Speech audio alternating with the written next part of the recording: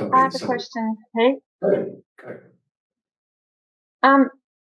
I'm not sure what to ask, but about the full moon coming up, I think it's tomorrow, and the lunar eclipse. I don't know if you've talked with us before about the energy, like lunar energy, or like we work with the 5 elements, but that doesn't necessarily include the lunar energy. So I just wondered, is there a good practice to do around that, or is there any, correlation there with Qi Gong? Absolutely. So the moon's energy affects the water on its planet, as we know, affects the tides. Yeah, you have a full moon, you have higher tides, the swells of tides, different everything, the whole world water flow.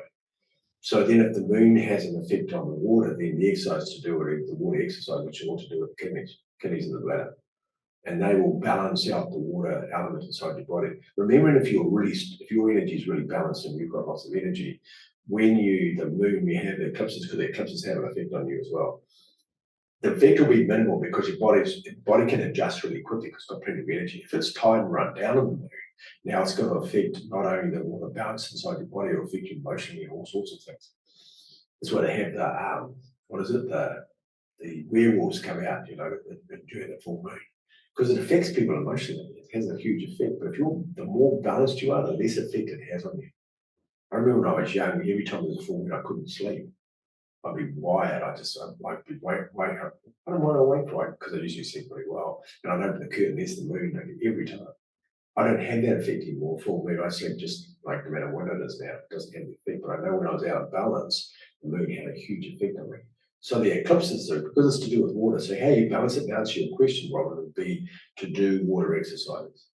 To do exercises to the water element, and that would be the kidneys and the bladder exercises to balance them out, to make them strong. So then the fluctuation doesn't happen. You're always going to get a fluctuation with it because it's affecting you, because we're predominantly moisture. We're water, not water as in clear water, but we're moisture inside our body, and that moisture is affected by the moon cycle, just like the water is in the whole planet. So it's obvious to do that, but the stronger you are, the less effect it has. The wave will be small, it won't be a big huge swing. You won't get huge out of your skin, it'll just start swinging and ride it through, and your body will adjust by itself. Yep, the answer is just do kidney exercises, and you know what's of those, just to do those. That'll help heaps. You just watch the hair on your palms growing when falling. That's my sense of humor for today. Hey, I have a question for you, Robin. We were talking about extreme things to raise your vibration. You did something pretty extreme recently. You walked 80 kilometers or something in a short period of time. I know physiologically your knee hurt, but how did you feel emotionally afterwards? I think I was really drained, tired, even though I physically sort of wasn't. I think I was emotionally drained. I know walking at 3 a.m, and I was pretty much on my own at that point, and I don't know, kind of waiting for something to happen in my head or whatever, and nothing did. I think that you just become quite mentally tired. But I mean, I felt awesome the next day, but it kind of hit me for even a couple of weeks afterwards, I think.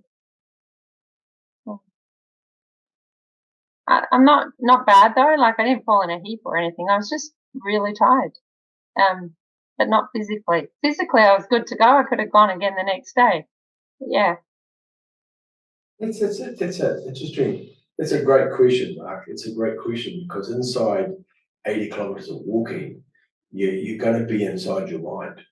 You're going to be inside your own mind. The only thing that's a limitation you have is what's going on inside your head. And being involved in that sort of endurance walking before in my own life, I know what comes up, the thoughts, all the stories come up and everything comes up. It's a great place to process the stories.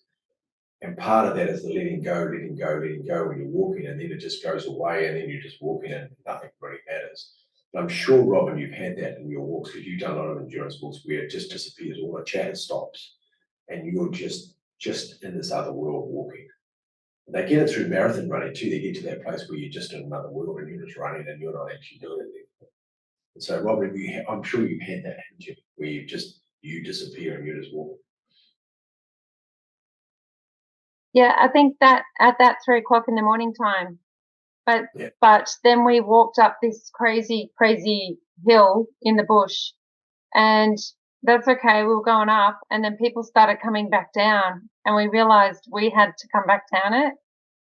Then it was like that was what was in my head, and then my interestingly, it was after that was when my knee went, and so I was upset later that I felt like I'd manifested the knee thing because I don't have a knee problem.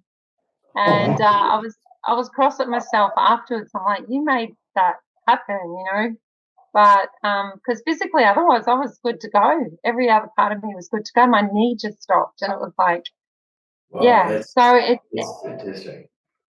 it's See, interesting that's because I was quite clear in my head, and then just that came in, and then this all happened, and yeah. So it definitely is interesting. that's Because walking in the fantastic. bush, when it's pitch black and you can't see anything else, there's not a lot in your head. It's quite clear. It Yeah. really was. Well, is it interesting that you notice the negative thought, how it sabotaged where you were? The thought of having to walk, you as soon as you got, oh, I've got to walk downhill, oh, that's going to be so hard. As soon as you think that, then it becomes really hard, and it's part of your body reacts to your thought. Isn't it interesting that, and so when you see the self-sabotage, maybe you did in a certain way. I'm not saying your knees, but at that stage on the way up, your knees were fine. And all of a sudden, then your knees start coming on the way down. And then once the thought gets into your mind that my knees are getting sore, the more you start thinking about my knees are getting sore, the sore they get, don't they? It's a self-fulfilling prophecy. So it'll be interesting next time you have a walk and you're aware of what happened with this one, is you'll get to that place, you go, I refuse to think anything's going to happen. Everything's perfect. If I've got to walk down the hill, I'll be fine. And actually catch yourself with a thought, catch yourself and override your own thought. And so that you take that thought away.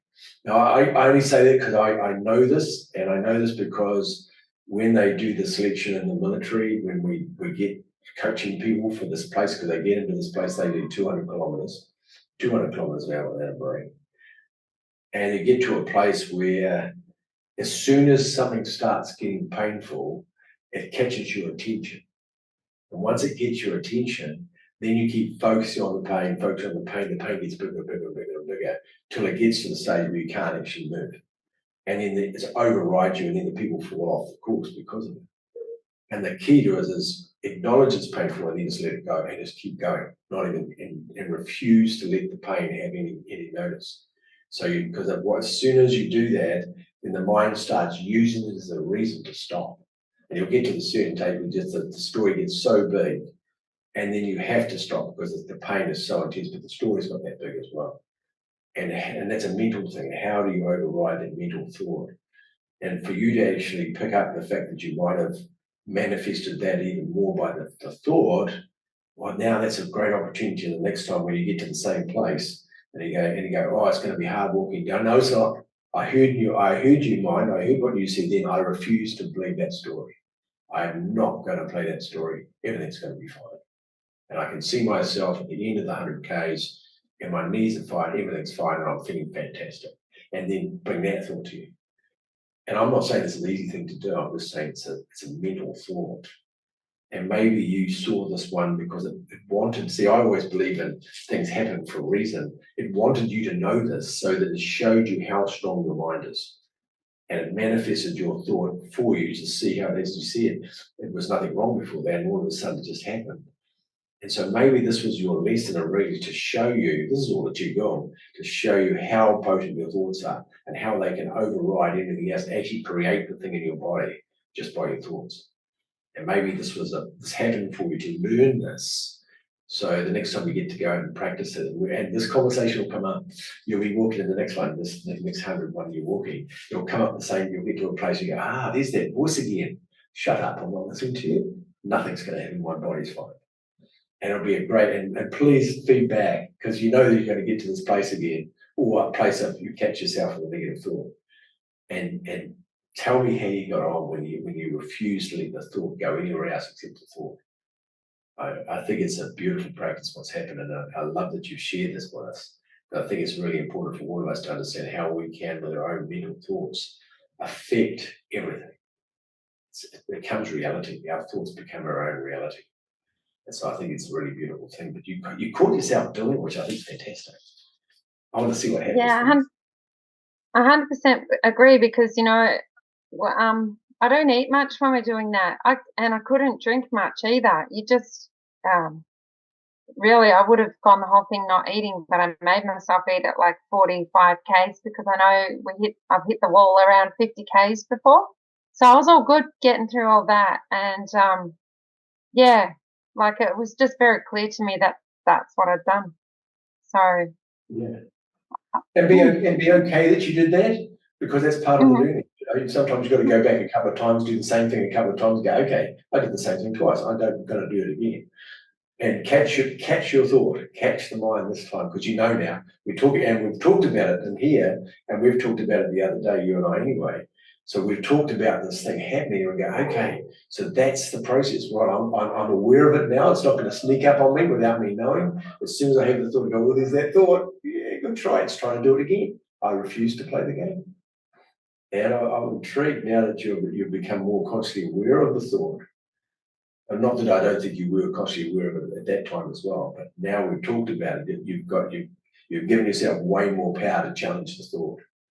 You've empowered yourself to know when it comes and go, oh, there's that thought. It's like a little voice in your head talking to you, you tell it to go away. Oh, that's great. Let me know. Let me know when you get to the 50K and the voice picks up and goes, shut up. Yeah. But even when people think it's crazy that I do those kind of walks, to me, I just know I can do it. So even that is a mindset. It's totally a mindset that gets me there in the first place. So yeah. Because you know you can. Yeah, and so you've got a voice challenging you, and that your reality in that. So part of that's it's a story running in the back somewhere. There'll be a story that owns that story about that too, about something about getting too hard and you have to give up, or you can't do it. It could be a myriad different stories. That might be who do you think you are to think you can do that? And so then the story will come up to try and stop you. So prove that you can't do it. And it was just it'll just come up. You'll know the story itself, and it'll be running in the background. And so it's just self-fulfilling the same story to prove itself, and you just got to prove it wrong. Yeah. And the other thing we've done before is I find a pain does come up, and it'll be excruciating for maybe a couple of kilometers, and then it goes away, and then you'll notice something else. And so we played a game before, where's your pain now? Where's it going to come up next? And we literally walk along playing that game. And so the other day when this pain wouldn't shift, that's when I had to decide to give up after about 6 or 7 days, because I couldn't shift the pain. But yeah. Yeah, and isn't that great that you actually you even know that this is going on? So exactly what we're talking about, you're actually watching your own process around that while you're walking. It's how useful is that? How useful is to monitor our own mind? And actually, we're watching our own mind self-destructing itself or affecting that physical body. You're watching your own mind affecting the physical body, and how you talk to that. But it would have happened earlier. As soon as you saw that, because you said to me, see, I heard what you said. You said, as soon as I saw the people coming down, and I thought, oh, we've got to come all the way back down again. As soon as you thought, oh, we've got to all come all the way back down, you put a negative thought and it says, oh, we're going to come back down again. It's great. I look forward to the downward walk. But you didn't think that. You thought, oh, no, I've got to walk downhill. And you might have even thought, oh, it'd be tough on my knees. But without even realizing you're doing that, you sort of like, oh, it'd be tough on the knees walking back down. As soon as you did that, the knee goes, oh, are you talking to me? Okay, right, well, it's going to be tough on the knee then. Can you see what's happened in our self-destruction? And how you just got to catch your mind and go, nah, I'm looking forward to the downhill walk, it'll be fun. Okay. Oh, I'm sure you'll get another opportunity. Hikers hate downhills. I'm a tiger. Yeah, because they're very hard on your joints going downhill, especially when you're going downhill thousands of meters. Yeah. So then you've got to override that story and say, today it won't be hard on my joints will be fine. I've trained enough, they'll be fine, everything's fine. And so that you don't, otherwise they will start aching because you said that they're going to be painful, so they will. Because your body. Next time I'll slide down on my bum. Yeah, your body's gonna play out the story. Whatever you think is gonna happen, the body's gonna do exactly what you say. But if you say that, then the body's going to do that. So you just tell it not to do that. We create our own demise, even if it might be hard, the knees coming down, because most people, it is painful. What you do is go, but today I've got so much power in my leg, it's not going to hurt me at all today. I'll be fine. I refuse to let it hurt. It's going to be no more pain going down, it's going up, it'll be the same. And whatever Yeah, use the strings going down. Be sure to use the knee strings. Yeah, no, you lower yourself down. You know, when you walk up the stairs and you pull up your knee strings. When you go down the stairs, you lower yourself down. You lower your head string, you use your head string, you lower yourself down with your head string. And then you lower yourself down with the knee string. But when you're going up, you pull yourself head string, you pull you up, and you pull your knee strings as you pull them up, as you're walking up, as you go down, you let the knee strings bring your legs down. And then you let your head string lower you down. So you just do the opposite. So it becomes a energetic thing you're doing, not a physical thing. Anyway, we practice on stairs. You walk up the stairs with your knee strings, find a staircase, walk up the stairs with your knee string, your head string, and then walk down and you lower yourself down the stairs and get used to what that feels like. And then when next time you go for a walk, you'll be able to think of what that felt like on the staircase and take it into practice when you walk. And you'll notice it's different. Thank you. I did walk up 1,000 stairs with my legs like that, and then I just couldn't keep going after that. It was literally the downhill. I walked up 1,000 stairs. I couldn't then walk back down the other side, and it was all exactly what you said. The part, that one story. Yeah, try that on the way down. Let's let me know how you get on. Just change the way you see it. Yeah. So literally, even then you said I didn't want to walk down the stairs. So you see, it's already the story's already in your head. So you have to break that story about walking downstairs is difficult, or walking downhill. So we've got to get rid of that story. No, walking downhill is really easy. It's easy because I don't have to push my legs so much. I can just float down. That's great, and I'm just going to lower myself down to my knee strength. Everything's going to be fine now. Change the story. Otherwise, you will create, you'll manifest it. We manifest our whole life by how we think. So you just got to change the way you think. Otherwise, it's going to recreate it. Anyway, let me know how you get on. You know, it'd be lovely if I was sitting beside, not that I want to come for a walk with you, but because I think it's way too far for me. I'd have to do a bit of practice. But I think it's great that you're going to get to this place where this conversation is going to come up. But the story with Mark and you and I are talking about, it's going to come back up to the conversation. You go, here's the story. Here's the story. I caught my mind and say, it's going to get difficult, or I'm in pain. The pain might not go away at all. No, the pain's going to go away. And catch yourself overriding the stories, the negative stories. Catch yourself doing it. I'm intrigued. It'd be great. And say you're about to do this, so you know it's going to come. Well, actually, no, that's not true. Because if you know it's going to come, it's going to come. So you can say, okay, I'm going to walk 100K. I'm not going to have any stories come up at all. I'm not going to have any pain at all. And you'll get to the 100 you'll feel like you've been deprived of the pain. I didn't get any pain. Yeah, because you said you didn't want any. Isn't it powerful, isn't it? Who we are is so powerful how we think. Our thoughts are so much power. Think of good things.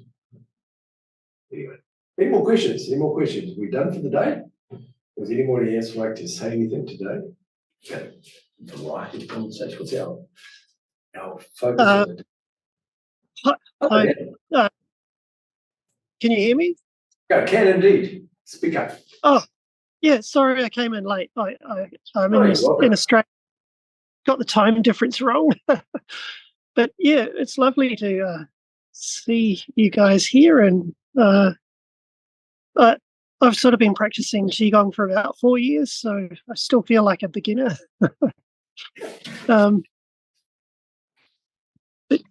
Yeah, thanks. It's been good.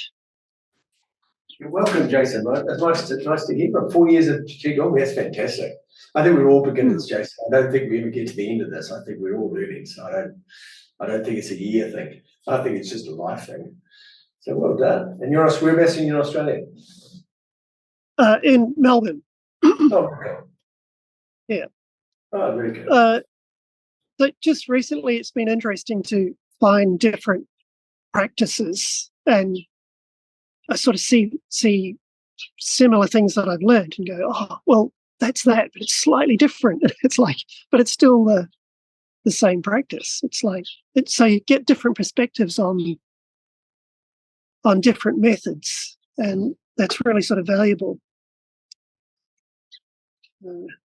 I think it's a great. I think it's good because there's so many. It could be the same exercise, but depending on the teacher and what the teacher's focus is on, you're going to get different aspects of that, depending on the person teaching, and you're going to get their wisdom of their own life practice, how much they've done, and then they're going to pass that on to you. So you get that aspect, and you get that. Because I don't think you get it all in one person.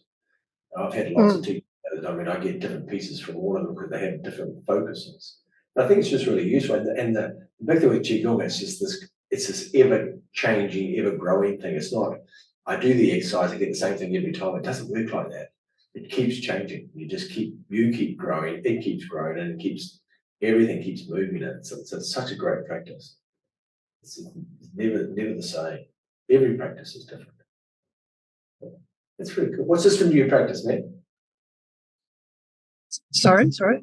What systems have you been doing? What Qi Gong systems have you been doing? 18 low-hand hands, 12 treasures, microcosmos. Orbit, yeah, good. Very cool. I'm pleased. What got you into Qi Gong? What started you in the Qi Gong 4 years ago? I joined a Buddhist group that was just local and handy, and I'd never sort of done that sort of stuff before, and just got interested and just stumbled into an American teacher who had a really enthusiastic method. Cool. I guess it's more Buddhism. It's like all those sort of consciousness expanding practices of letting go of the self and finding better ways of being. Yeah, that's it. Oh, I 100% agree. It's having a better way of showing up in the world, having a more healthy way, more open, more conscious, and making different choices. Just having a better life. I just think it's a great idea. I can't encourage people. Some people have some pretty rough life, and some people are pretty tough because where they're born and where they're located. It's a tough environment. But we're so blessed to have not been born in that. We have a lot more choices in certain ways. I love the Qi Gong. I love what you said then. I agree that the Qi Gong, because there's no end to it. There's no finish. It's just a constant growth, and I love that. I love that you just don't. There's no end. There is no end point. There's just constant change. I find that fascinating. I love that. Every practice is different. A recent one I quite like is the sort of. I see it as more an impermanence inquiry, like good word. Impermanence inquiry. Impermanence inquiry. I love it. Sorry? You said impermanent inquiry. I thought, what a lovely terminology. That's great. Oh yes, but it was to do with the form only existing in emptiness, and emptiness only existing in form. Right. So it's sort of like everything is a manifestation. I just thought that is something I'm working on. Well, I mean, it is, and I think it gives you something to do every day, something to do that's positive, something to do that you know is good for you, something that you know is changing the way you see yourself in the world. I mean, what a great way to spend your day. What a great way to change the way we show up. I think it's such a good thing. It's lovely that you've come on, because I've never met you before, so it's really lovely that you come to this. That's really cool. One of the things that interested me in your methods is the fact that you're from New Zealand, and I'm from New Zealand, and I've been in Australia for 35 years, so I feel different connections. I don't know. So very cool. Whereabouts you from in New Zealand, man? North of Auckland. Place called Waimalku. I know it. I've been there, yeah. I know exactly what you're saying. Oh, very cool. Well, that's great. I mean, I've travelled lots because I lived in Auckland for a long time. I was from Gisborne originally, and I moved to Auckland for long. I got out of Gisborne when I was about 20 something. And I lived in Auckland for a long time, and I liked it. But we used to go north a lot. Had lots of friends up there. Went right up. We've done, Josie and my wife and I, we've toured the whole country from Cape Bath. We've done the whole thing. So New Zealand's great. I haven't been back for a little while. It's got to be one of the most beautiful countries in the world. As the geographical presence of New Zealand is such a beautiful space. Well, it's nice, fellow Kiwi. So I say kia ora, when I say hello to you. 35 years. You've been 35 years in Australia. You've been here a long time, eh? Yeah. Well, and I think never lose your roots. There's something that they have that attachment to the country you're born in. I think there's always a connection to that place. There's a huge connection to nature in New Zealand. It's a very primal, because it's such a young country. The white presence had, or the white people, I'd say, as in not the indigenous people in New Zealand, but the white people in New Zealand have only been here for 300 odd years, or actually less than that, 280 years or something. So it's a very, very young country for the heavily civilized, white civilizations moved into it. So it doesn't have a lot of history. It has a lot of history before that with the Māori people goes back. But it's a relatively young country. It's not like Europe where you go to Greece and they've been there for thousands of years. It's a relatively young country. So there's got this energy of this very young, it's like a young planted tree. And the essence of this young tree, and it has that purity in a way, that purity of that young planted tree. It's not a tree that's been there thousands of years. And it's a very unique energy in New Zealand. It's interesting. Australia is so old. Yeah, exactly. Yeah, very, very difficult. It's been a long time. The history isn't as clear. It's not like Europe where you can dig down and find layers of history. Australia, it's a verbal history. Yeah, for sure. And then you look at the Aborigines that have been there for forever and ever and ever, and there's this hugely long culture that lives inside that, which is quite amazing. See, the people in Māoris, they weren't originally in New Zealand. They came from the islands, and they came to New Zealand, so they weren't actually there originally. I think the Moriori's were there originally. I think that maybe they came from an island too. I don't know the official history, how that stands, but still not an old country. Still hasn't had civilization in it for a long, long time. So yeah, it's a very, very unique country. Oh, you have to come up to Bali sometime. Come up and do a course sometime. Not you have to do a course. Come to Bali for holiday. Come to Bali for holiday. Come and see me. Come and say hello. Come to you, do some Qi Gong together. You don't have to come and do the course. You do whatever you like. But yeah. If you're ever up this way, you're right. Come to Bali for holiday. Just come and make sure you connect with me. Let's sit down and have a cup of tea. Sounds great. Yeah, right. Yep. Yeah, that's pretty cool. Yeah, Jason, my girlfriend's Buddhist. Would you mind if I ask you what kind of Buddhism you practice? Or what kind of temple, Dharma center you go to? We just have a Sifu teacher who she trained in India. Well, she lived in India. She's Australian. She calls it her social experiment. So it's not a particular sort of. So it's not like Tibetan Buddhism or Zen Buddhism. She has strong connections to Tibetan Buddhism. Her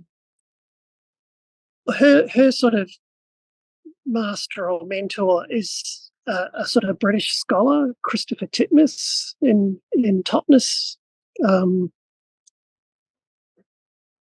And he lived in India as well. So,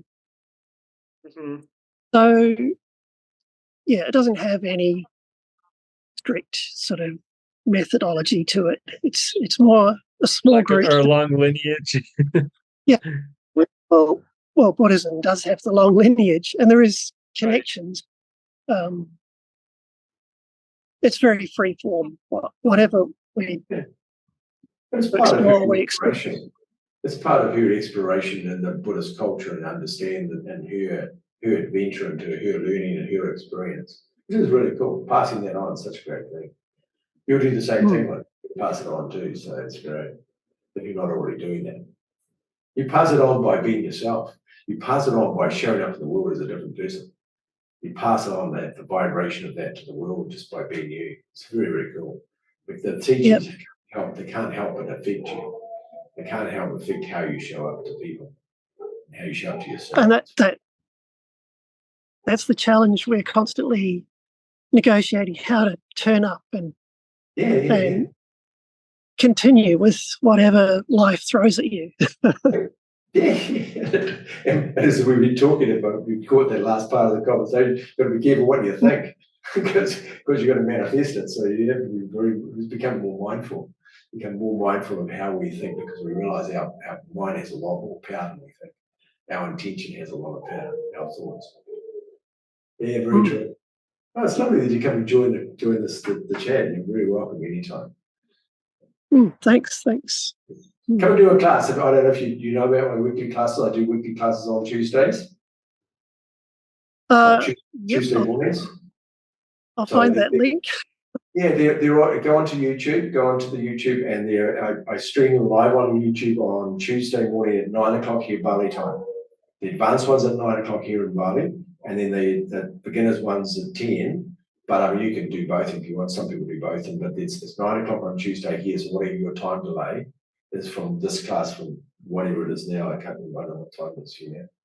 But that's the time delay, and it's streaming. So you go onto the YouTube channel, and it will say it's streaming, and you'll just be able to click on it, and you can watch it. Come do it with me, and with the classes, the live class. There's no charge for them; they're free. So you can just come and hang out, and we do different things every week. So yeah, and if you come online, just message just say Jason's on there. It's just Jason, isn't it?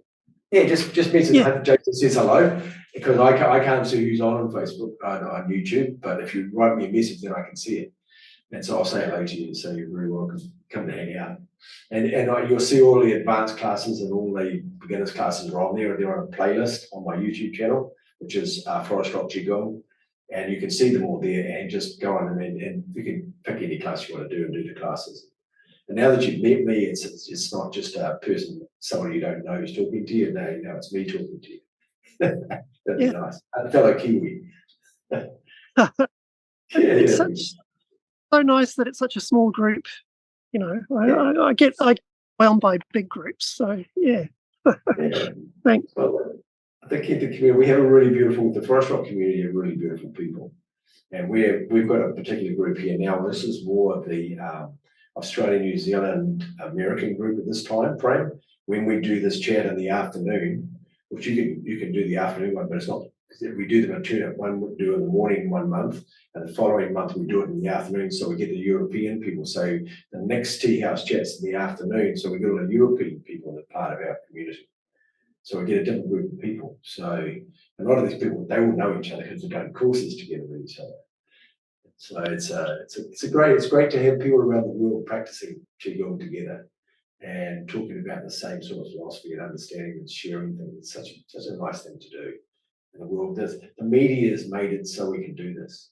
You can stand on a hilltop in the middle of somewhere, in the middle of anywhere, and put your phone on and get data, and you can talk to somebody anywhere in the world. It's opened up a very different door of communication. I really like it. I like we can have that. I notice I get lower and lower in the seat. I like that we can do this. It's a very, very cool method. That's one of the good things about modern technology is this communication that we have. Yeah, great for seeing you, man. That's really cool. Any questions? Do you have any questions for me at all?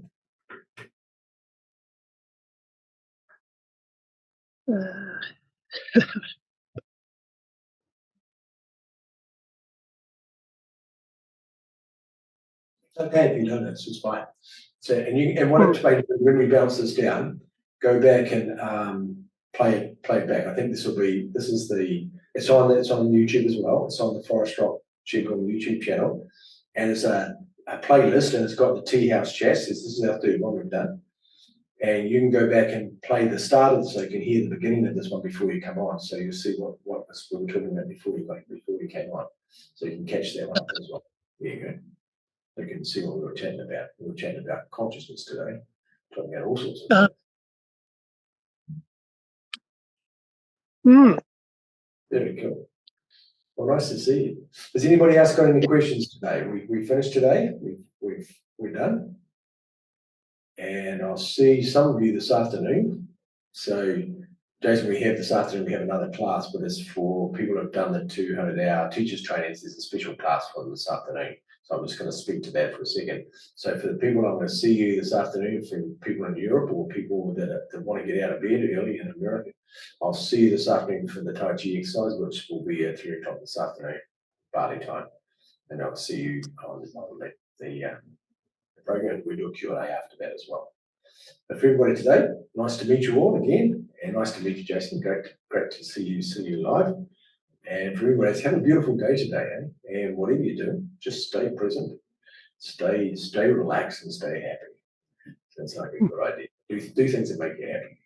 That's a great way to live your life. Bye bye, everybody.